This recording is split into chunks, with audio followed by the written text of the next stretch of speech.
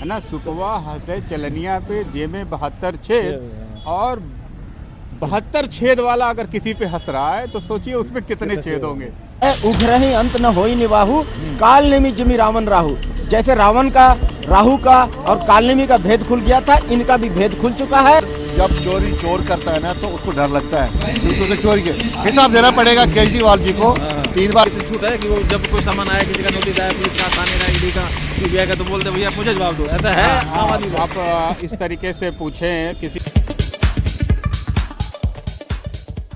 नमस्कार दोस्तों, तो आज हमारे साथ हैं विनय कुमार सिंह। जैसे कि आपको मैं बता चुका हूँ अभी पिछली वीडियो में भी कि हम अभी कनॉट प्लेस में हैं और यहाँ पर अब ये नए साल का आज तीसरा दिन है और ये मेरी पहली वीडियो इस बार।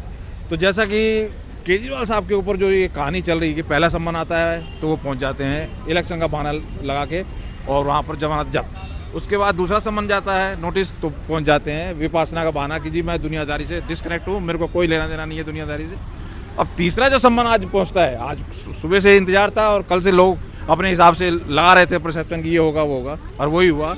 उन्होंने फिर मतलब एक खुले में कह दिया कि जी मेरे को जवाब चाहिए, जवाब ईडी ना मांगे, मेरे को जवाब दे। तो इस तरीके की जो चीज़ें होती हैं उस चीज़ों से इतना मतलब एक लोगों के अंदर मतलब क्या कहेंगे, एक गुस्सा है कि आखिर भाई ये किस तरीके के नेता हैं और कैसे ये आम आदमी हैं जो इस सारी संस्थानों से ईडी या कोई भी संस्थान हो जिनके ऊपर ये कैसे आरोप लगाते थे पहले सबको पता है, उनको ये ऐसा धत्ता बता रहे हैं और इनका कोई कुछ नहीं कर पा रहा है। क्या कारण है सर? देखिए, सबसे बड़ी बात तो संवैधानिक पीठ पर बैठ करके आप अपने ही संविधान, अपने ही संस्थाओं का मजाक उड़ाएंगे तो कोई भी उड़ा सकता है। अगर अरविंद केजरीवाल को ये पता हो दिल्ली में जितने भी लोग जेलों में बंद हैं उनको आपने किस लिए बंद कर लिया, दिल्ली का मुख्यमंत्री बताया उनको किस हैसियत से बंद किया आपने। वो सब तो बेगुनाह है, वो सब तो बेकसूर है। उनको राजनीतिक द्वेष के माध्यम से अरविंद केजरीवाल ने जेलों में डाल रखा है, उनको सबको छोड़ दिया जाना चाहिए। तो इस तरीके की बात अगर मुख्यमंत्री करेगा तो मुझे लगता है कि उसकी संस्थाओं पर हर कोई उंगली उठा देगा। मुख्यमंत्री के एक्शन पर उंगली उठाया जाएगा, चीफ मिनिस्टर के तमाम जो फाइलें हैं उस पर एक्शन उठाया जाएगा। जेल में बंद हर आतंकवादी ये कह सकता है कि मुझे साजिश के तहत, दुश्मनी के तहत या फलाना ठिकाना के तहत पकड़ा गया, जेल में डाला गया। तो कैसे निपटेगा इससे समाज? समाज में कोई बुराई है उसको खत्म करने के लिए मुख्यमंत्री है कि खुद एक बुराई बन के और समाज को नष्ट करने का या आम आदमी कहते हैं अपने आप को, क्या आम आदमी को इतनी छूट है कि वो जब कोई सामान आया, किसी का नोटिस आया, पुलिस का, थाने का, ईडी का, सीबीआई का, तो बोलते भैया मुझे जवाब दो? ऐसा है आम आदमी को? आप इस तरीके से पूछें किसी थाने में तो हर आदमी बंद है ना जेल में। आज दिल्ली की जेल में कितने लोग बंद हैं, अभी तो मुकदमा भी नहीं चला, अभी तो ट्रायल भी नहीं हुआ। तुम्हारे खुद 4 विधायक बंद हैं, उनके ऊपर भी ट्रायल ही भी नहीं शुरू हुआ। तो सब कह दे कि हमें साजिश के तहत फंसाया गया है, ये राजनीति से प्रेरित है। तो राजनीति से जब सब कुछ प्रेरित ही हो जाएगा तो भाई संवैधानिक पीठ, जेल, अदालत, कोर्ट, कचहरी सब बंद कर दो। तुमने भी तो लोगों को जेल में बंद कर रखा है राजनीति से ही प्रेरित होकर के। कोई भी व्यक्ति इस तरीके की कार्यशैली अपनाएगा तो निश्चित तौर पर दृढ़ता के साथ, जब एक बार विनम्रता के साथ, शालीनता के साथ कोई नहीं समझता तो पुलिस का दूसरा रूप आपने देखा होगा, लात घूसों वाला, कॉलर पकड़ के घसीटते हुए, जमीन से हाथ पैर उठा करके गाड़ी में भरते हुए। तो उस लेवल का अगर केजरीवाल जी अनुभव लेना चाहते हैं तो स्वागत है। सिंपैथी के चक्कर में तो नहीं है कि सोच रहे हैं कि इस तरह से मिलूं तो लोगों की सिंपैथी मिलेगी, क्योंकि वो नायक फिल्म से इनका मतलब फिल्मी वाला ही हिसाब किताब नजर आता है। बस अरविंद केजरीवाल जी को ये तय कर लेना चाहिए कि उन्हें चारों पैर, हाथ पैर उठवा करके गाड़ी में बैठना है या कायदे से बैठना है या एक टांग टूट जाए, उस लेवल का रास्ता तो कुछ किया नहीं है तो उनको डर किस चीज का, ये नहीं समझ में आ रहा है। जब कहते हैं एक तरफ से कुछ नहीं किया हुआ, अब प्रवक्ता को लगा दिया, प्रवक्ता कह रहे हैं कि जी वो उनको इलेक्शन से डर गई है बीजेपी। ये क्या डर गई है बीजेपी? कोई बीजेपी ने अच्छी चीज बताओ, दवाई का घोटाला हुआ, नकली दवाई हॉस्पिटलों में चली और बुराड़ी के एक हॉस्पिटल में आरोप लगा कि ड्यूटी के नाम पे आप जिस्म फरोशी का काम कर रहे हैं। तो ये बीजेपी का दोष है, ईडी का दोष है, ये कांग्रेस पार्टी का दोष है। अच्छा, एक चीज और याद आ गई, सॉरी मैं आपको इंटरप्ट कर रहा हूँ। अभी कल ही तो ये वीडियो वायरल हुई थी, मान सिंह, ये देखिए इंडिया ग्रुप की बात, भगवंत मान जी कह रहे हैं कि कभी कहानी सुनाई जाएगी आगे कि एक थी कांग्रेस, और फिर वो संदीप दीक्षित का जवाब आया कि भैया 40% जिनके अंदर हो और उससे ज़्यादा वेटिंग में हो वो अपनी मतलब देखे कि कहानी क्या सुनाई जाएगी। ये मतलब ये कौन सा ग्रुप है इसके ऊपर ये कौन सा ग्रुप है और ये क्या मोदी को टक्कर देंगे? पब्लिक तो 400 पार कर रही है। के नैतिकता का पतन की पराकाष्ठा ये है कि आपने हॉस्पिटल में हार्ट अटैक की दवाई पे घोटाला कर लिया, है ना। मरीजों की जान से आप खेले, कोरोना काल में बेड नहीं दे पाए, नर्सों का भोजन नहीं दे पाए, फिर और मौका मिला तो रेमडेसिविर का घोटाला कर दिए, थोड़ा और मौका मिला तो ऑक्सीजनें गायब कर दिए हॉस्पिटलों से। और तो और पोल्यूशन में जो हालात दिल्ली के सड़कों के हैं, गलियों के हैं, सांस लेना मुश्किल है। कौन से लेवल की राजनीति कर रहे हैं और क्या कर रहे हैं? ये ईडी सीबीआई का दोष नहीं है बाबू, ये तुम्हारे खुद की करनी है, खुद के कर्म इतने बुरे हैं। अन्यथा इतनी मेजॉरिटी वाली सरकार, इतने सम्मान में तो तुम्हें अपना खून बहा देना चाहिए दिल्ली वालों के लिए, लेकिन तुम खून पी गए दिल्ली वालों का। और एक बात और भी है, जिस तरह के इन्होंने जैसे पब्लिक से जनसभाएं कर रहे हैं, मिल रहे हैं, जा रहे हैं, आ रहे हैं, कोई किसी तरीके का कुछ मतलब अच्छा एक चीज बताइए, इन्होंने आज करीब एक डाटा दिया 18 लाख पता नहीं कितने परिवारों से दिल्ली के मिले।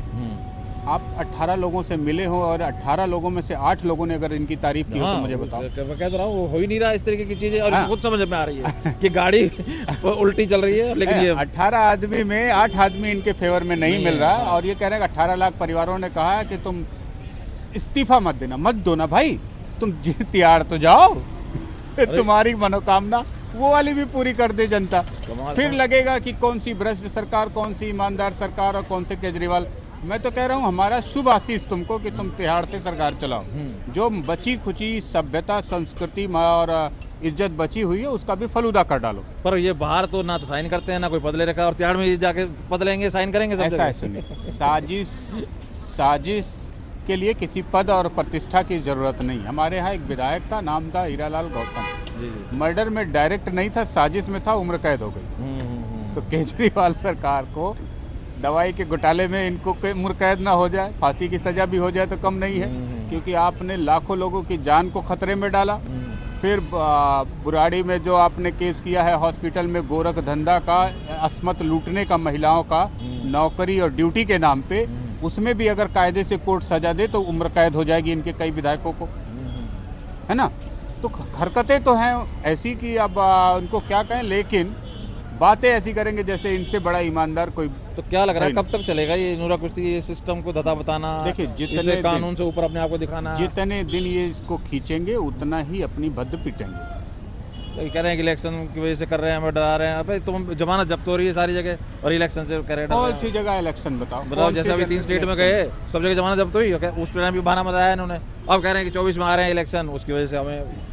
मेरे हिसाब से आम आदमी पार्टी को एक स्टैंडर्ड इस्टेब्लिश करने का दायित्व था, लेकिन उसने जो स्टैंडर्ड इस्टेब्लिश किया है उस पे कांग्रेस भी हंस रही है ना। सुपवा हंसे चलनिया पे जेमे 72 छेद, और 72 छेद वाला अगर किसी पे हंस रहा है तो सोचिए उसमें कितने छेद होंगे। ये बात तो है। तो अब ये इनका गठबंधन तो किसी तरीके से चल नहीं रहा, क्योंकि वो कह रहे हैं कि पंजाब में मैं नहीं दूंगा, ये कह रहे हैं कि इधर हम कुछ नहीं देंगे। तो ये क्या तो गठबंधन चलेगा और ये क्या दुकान खोलेगी, समझते हैं। गठबंधन किस बात का है? गठबंधन बाहुबल का है, गठबंधन पैसे के बल का है कि हम लोग मिल करके पैसे के दम पे कोशिश करेंगे तो 2, 4, 6 सीटें हर पार्टी निकाल लेगी, और सबको जोड़ लेंगे तो मोदी के आगे 100 ना तो 150 ना तो 125 हो जाएंगे। इसी का प्रयास है, इससे ज़्यादा कुछ है। विनय जी, ये थी हमारी मुलाकात विनय सिंह जी से। आप कितना सहमत हैं जरूर कमेंट करके बताएं। हमारे साथ हैं इंद्रदेव सिंह जी। ये केजरीवाल साहब को 3 सम्मन मिल गए। पहले सम्मन में कह रहे हैं जी मुझे इलेक्शन लड़ना, मतलब रोका जा रहा है, मैं बहुत बड़ा तुर्रम खा हूँ, सारी जगह जमानत जब्त। दूसरी जमानत में कह रहे हैं जी विपासना करने जाना है। तीसरी में अब उनके पास कोई बहाना में नहीं मिला, और अब कह रहे हैं जब जाएंगे। तो ये मतलब ये बहाने किस लिए हैं, और ये कैसा आम आदमी, क्या हर आम आदमी ऐसा कर सकता है? अरे पत्रकार साहब, आप भी गजब बात करते हैं। वो दिल्ली का मालिक है मेरे भाई, वो देश और संविधान से बड़ा है वो। तो क्या आप समझ रहे हैं उनको? दिल्ली का मालिक है, उनका नाम है स्वीट आतंकवादी, वो बड़े मियाँ हैं। तो देश का, ये अभी देश का मालिक होने के लिए सपना देख रहे हैं। दिल्ली का मालिक है भाई। तो पर सेंटर दिल्ली में बीजेपी, संविधान और देश से बड़ा है, ऊपर है वो सरकार, बीजेपी, सेंट्रल गवर्नमेंट, पुलिस, सब कुछ नहीं। यहाँ का आदमी को बोलते हैं कि मैं आपका बेटा हूँ। दिल्ली का नागरिकों को बोलते हैं कि मैं आपका बेटा हूँ। वो यहाँ का दिल्ली का वासियों का वो पुत्र है वो। तो ये तो कुछ भी कर सकते हैं। ये तो क्या मतलब दादागिरी हो गई? तो क्या ये किस तरह का आम आदमी है? वो संविधान से ऊपर है, संविधान से ऊपर है, देश से ऊपर है। कह रहे हैं मैं जेल से चलाऊंगा। जिन्होंने बाहर कहीं साइन नहीं किए, कहीं कोई पद नहीं लिया, वो कह रहे हैं मैं जेल से सरकार चलाऊंगा। वो जानता है, यहाँ जानते हैं यहाँ का पब्लिक को 10 रुपया पॉकेट में डालो, ये पॉकेट काट करके 10,000 निकाल लो, 10 लाख निकाल लो। यहाँ का पब्लिक हमको पसंद करती है, वो जानते हैं। तो कब तक चलेगा सर ऐसे? अब वो जब तक चलाएं, उनको तो इस्तीफा दे देना चाहिए, शर्म आना चाहिए उनको, इस्तीफा दे देना चाहिए। यहाँ का पब्लिक को जेब काट करके इतना बड़ा शीश माल खड़ा कर लिए। अपना बच्चों को कसम खा के आए थे कि कोई भी VIP सुविधा नहीं लेंगे। आज जो हसर की है दिल्ली का, हर जगह बदबूदार नाला जो है में कन्वर्ट हो चुका है, जमुना नदी। हर जगह सांस लेने में दिक्कत हो रहा है, आदमी सांस के रोग से मर रहे हैं, हर प्रकार का रोग से मर रहे हैं। नकली दवाई यहाँ का लोगों को दे रहे हैं। हाँ, उनको दवाई यहाँ के ऊपर हुआ नकली दवाई दे रहे हैं। यहाँ का आरोप लगाया गया है स्टाफ ने। यहाँ का आदमी मर जाए उससे कोई मतलब नहीं। उनको अगर जरा भी उनको अंदर में थोड़ा सा भी ईमान बचा है ना, तो तुरंत उनको इस्तीफा दे करके और उनको त्याग पत्र दे देना चाहिए। तो आखिर ये कब तक बचेंगे, कब तक ये चाल कामयाब रहेगी? और फिर अगर इनको अगर इस तरह करना है तो बहाने क्यों लगाते हैं? फिर साफ बना कर दे कि मैं कानून से ऊपर हूँ, मैं जाऊंगा नहीं किसी कीमत पे। तो मैं यहाँ मैं वहाँ इलेक्शन बताओ, जमानत जब्त हो रही है और कह रहे हैं मुझे इलेक्शन से रोक रहे हैं। बस इतना जान लीजिए कि एक रामायण में कहावत है, उघरहि अंत न होई निवाहु, काल नेमि जिमि रावण राहु। जैसे रावण का, राहु का और कालनेमी का भेद खुल गया था, इनका भी भेद खुल चुका है। जनता इनको पहचान चुकी है कि कालनेमी है। इनको आने वाले 2024 में इनका कान पकड़ के देश से बाहर फेंक देगी और चांस नहीं है केजरीवाल। ये भी बड़े राम भक्त बन रहे हैं अब। जो कल कहते थे कि नानी मेरी ये कहती है, वो कहती है आज सबसे बड़े राम भक्त। हाँ, तो एक गिरगिट है ना, रंग बदले ना, कितना रंग बदलेंगे, बदलते रहिए। पब्लिक पहचान चुकी है आपको और कोई मतलब नहीं है। चोर का दाढ़ी में तिनका नहीं है, चोर का दाढ़ी में बांस है पूरा। धन्यवाद, बहुत बहुत धन्यवाद निदेशक जी। हमारे साथ थे निदेशक, आप क्या राय रखते हैं? अगर आप सहमत हैं तो जरूर हमें कमेंट करके बताएं। बहुत बहुत धन्यवाद। लोग दिखाई दे रहे हैं हमारे साथ हैं, मैं उनसे परिचय चाहूंगा आपका। कश्मीर से हूँ मैं, मलिक याकूब। कश्मीर से आप हैं? मलिक याकूब। बताऊँ, पहला समन मिलता है, ये पहुंच जाते हैं जी स्टेट में, मुझे इलेक्शन लड़ना है, मुझे रोका जा रहा है। वहाँ सारी जगह जमानत जब, फिर उसके बाद दोबारा जमानत मिलती है, नोटिस, तो पहुंच जाते हैं जी विपासना के लिए। मुझे बिल्कुल डिस्कनेक्ट हो जाना है दुनियादारी से और मेरे को वहाँ पर 10 बार अब मिला, तो अब कह रहे हैं कि मैं जाऊंगा नहीं। अरे जब तुम इतनी दादागिरी दिखा रहे हो तो सीधा बोल दो, ये बहानेबाजी का क्या मतलब है? और ये आम आदमी कैसे आम आदमी है? देखो पैसा, ये आम आदमी नहीं, आम लोग हैं। ये चोरों की पार्टी है। इन्होंने पानी मुफ्त, बिल्डिंग मुफ्त, अरे ये देश को भी मुफ्त बेच देंगे और वो भी मुफ्त में बेच देंगे। ये देश को बेचने वाले लोग हैं। कोई गरीबों की सरकार इनकी कल तक तो कहते थे ईडी बंद कर दो, CBI बंद कर दो, जब किसी को अरेस्ट नहीं कर सकते, इनकी जांच कराओ। आज कह रहे हैं जी मेरे पे भैया, जब चोरी चोर करता है ना तो उसको डर लगता है, क्योंकि उसे चोरी के हिसाब देना पड़ेगा। केजरीवाल जी को 3 बार CM रहे हैं, उसको तो अपने टर्नओवर का हिसाब देना पड़ेगा। और 3 बार जो CM रहे, उसने जो मुफ्त जो उसे किया आज तक, उस मुफ्त का उसका जवाब देना पड़ेगा।